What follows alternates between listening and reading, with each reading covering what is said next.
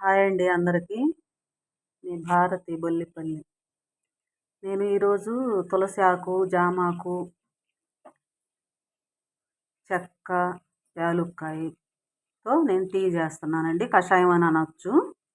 వేడివేడిగా వర్షం పడేటప్పుడు చక్కగా ఇలాంటి కషాయం తీసుకుంటే ఎన్నో వ్యాధులకు మంచిది, శరీరానికి మంచిది.